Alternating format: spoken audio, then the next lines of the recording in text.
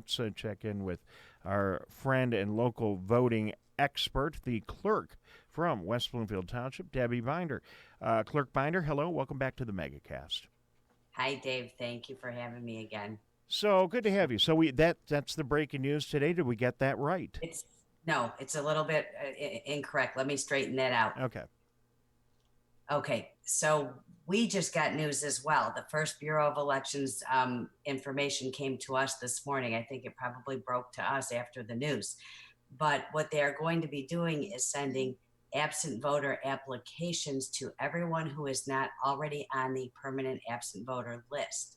So that's what we understand is going to happen. So people who are already on our permanent absent voter list, our absentee ballot applications won't be going out for about another week, which was planned ahead. We didn't know this was coming, but the people who are on our permanent AB list are not going to receive those applications. It's only going to people who are not already on the permanent absent voter list.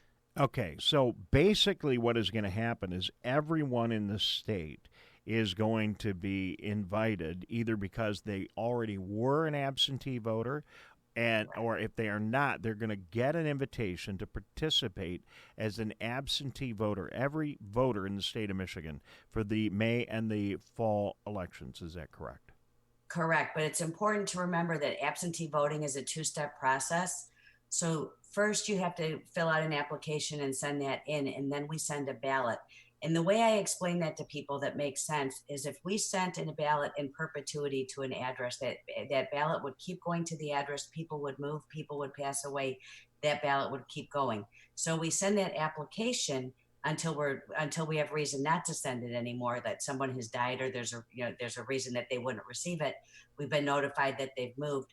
But when we receive that application back, we verify the signature against what we have on file, and then we send an absentee ballot. So it is a two-step process. Okay. What they're going to be sending is that application. Again, we're going to send our own to people who are on our permanent AV list, permanent absent voter list. They don't get a ballot, they get an application. What the Secretary of State is in the process of sending and has sent to some areas already is an application, so that yes, it will be like an invitation to join the permanent absent voter list, or an invitation to get an absentee ballot for the August and the November elections, the August 4th state primary and the November 3rd state general. I love it. I mean, I love getting an invitation in the mail to something I didn't know I was invited to. So this is this is really good news. Thanks for clearing that out, because I looked at the story real quick and I didn't think through it. And yes, the ballots are not going automatically to everyone. The applications will. Right. So you're going to get the application if you haven't already received it. Some people are essentially permanently registered, and then if you fill out the application, then the communities are going to send back a ballot, and then you vote at home. So bottom line, all this is going to create, wouldn't you say, Debbie Binder, West Bloomfield Township Clerk, a heck of a lot more activity in the absentee area. Yeah, we've been seeing that increase since Proposal 3 of 2018 allowed for people to vote absentee for no reason. So we've seen voter habits changing to start with. We are seeing an increase in absentee, and this will definitely create a heavy increase in absentee. Just so people do know, you can call right away. If you just call the clerk's office, we can add you to that permanent absent voter list, which means you will get that application in the mail automatically from us before every election that you're eligible to vote in. Okay. And when I say eligible to vote in, that has more to do with if you're in a school district that isn't having an election, you may not, you wouldn't get an application if it's pertained to a school district that was a different school district. Of the 7.7 million registered voters in the state of Michigan, about 1.3 million are on that permanent absent voter list, and their local election clerk mails them an application ahead of every election. So what you're saying is people can call and get on the list for your community, and I'm sure they can do that elsewhere. Then this article I'm reading in Cranes also says, additionally, some jurisdictions are mailing applications to all local registered voters. Have you done that, and are you aware of any other communities in Oakland County that do that? I'm not aware of any others in Oakland County that do that. We normally send it to the people who have requested, and that's originally the way it was perceived. And there's some question on what the law actually states right now as to whether you're supposed to send that to people who haven't requested it.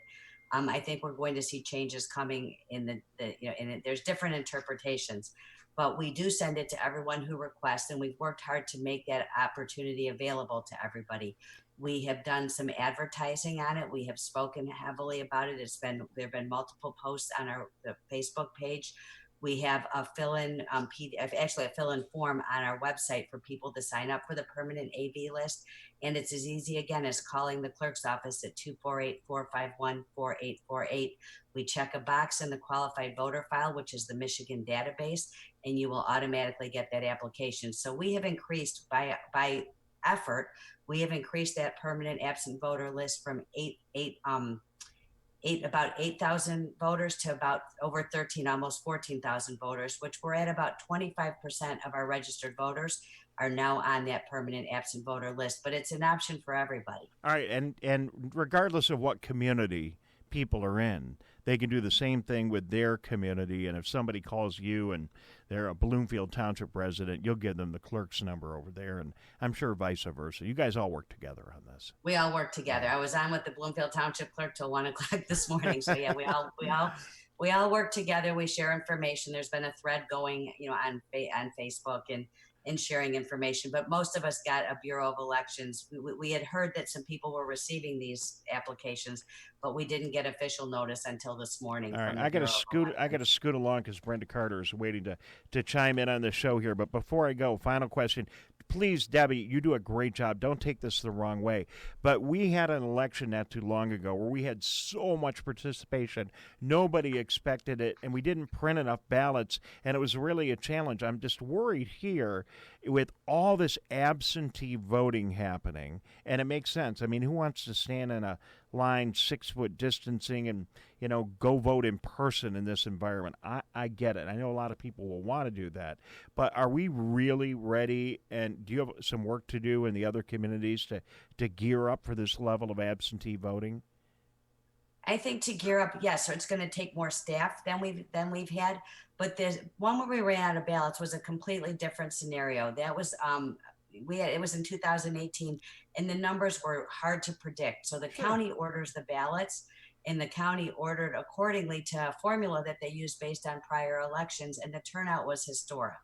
So out of that came a committee with the commissioners, where they now allow the local clerks to decide how many ballots they'll need, knowing that the local clerks know their jurisdictions better.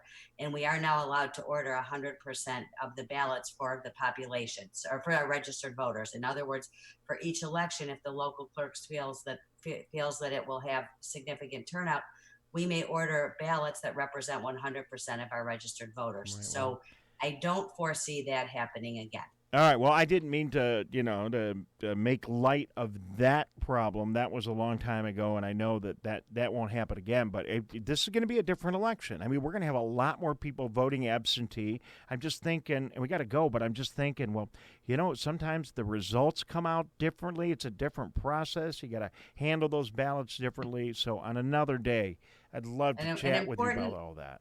One important statement, though, that I want to make sure people are aware, because we keep hearing this myth that absentee ballots aren't counted unless they need to be. I can guarantee everybody that their absentee ballot is counted. They are, every single absentee ballot counts the same as a ballot that's cast in the precinct. Well, so please rest assured, if you need reassurance, call me and I will help you. Listen, I know you well, and I can tell people that, you are on the ball and you are ready to take this thing and run with it. But it's going to be interesting. You guys, you and the clerks all over the state of Michigan are going to have your hands full for these next couple of elections. And good, the May election isn't going to be quite as big as November, because you'll have a nice little opportunity to practice a little bit, if you will, and get ready through that election for November. Yeah, the August election. Or August, rather, yes. It's May right now. August, forgive me, of course. All right, Debbie, thank you very much. Okay. Appreciate Thanks, it. Dave. All right. Take care. Thank you.